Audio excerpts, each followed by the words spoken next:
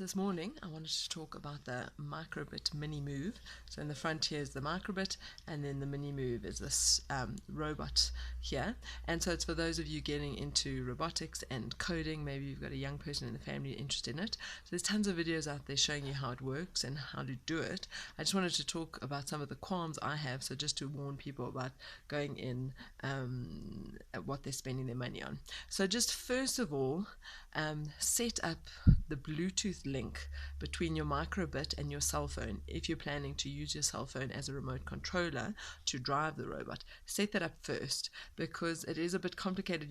Well, it's not very complicated, but you have to push the reset button, which is on the back side of this Microbit, and by the time you've screwed it in, you can see the screws in the front here, it's quite hard to get to it. So rather set up the Bluetooth first.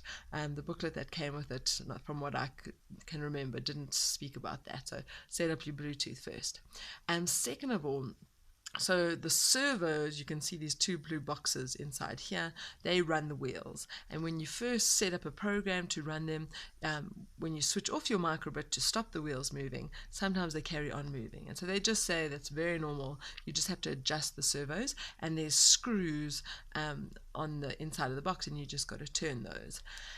And then you build your robot and all is well, and then you create a more complicated program. If you're following the instruction manual that comes in the box, you're creating a more complicated program that runs off of your cell phone, and somewhere there on the website it just said you might still have issues and you might need to adjust the servers, and I'm like, but they're literally facing in towards each other. So how are you going to get a screwdriver in there? So maybe it's not a common problem. Ours, it did sound like the motor was still running, and I wasn't too sure about that. But then by the time we built the program, that issue had gone away. But that put me off for a few days, because I was like, I don't want to have to take this thing apart to have to adjust those. So that was my only issue. That they really could have designed this better, but they maybe could have offset them and had a little hole that you could have stuck a screwdriver through. So just to warn you about that, in case you get frustrated about that and your servos need to be adjusted and they're in there and you have to take everything apart, maybe push through, get to your final program and see if it's still an issue, because even though I could hear the motor running, initially it eventually went away and it wasn't an issue, but just maybe a design flaw. And then my third issue was just, you're obviously getting what you pay for. It's a really cool robot. I paid 500 Rand, South African Rand. That was like $30. So really good value for money. Super great for kids. But just like you can see here, the wheels get a bit close to the edges, and then you've got to just shuffle things around a bit because it starts grating on the edges. Also, initially, the wheels aren't maybe always 100% straight, so there's a bit of a wobble on them because you're literally screwing them into one screw here. So if your servo on the other side is a bit wonky, it's not always straight. So ultimately, when you start driving your robot, it's not a problem.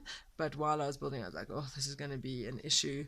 And it doesn't seem to grate on the side now, but yeah, so just things to warn you about, like it's not 100% foolproof. It is a $30 robot. But in the end, once you get to the end, I think the reward of seeing it work makes it worth it. And yeah, so have fun. It is something fun to do with your kids.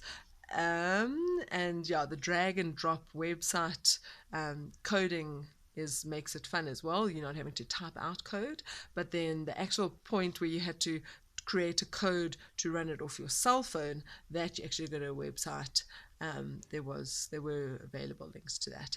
So have fun, good luck.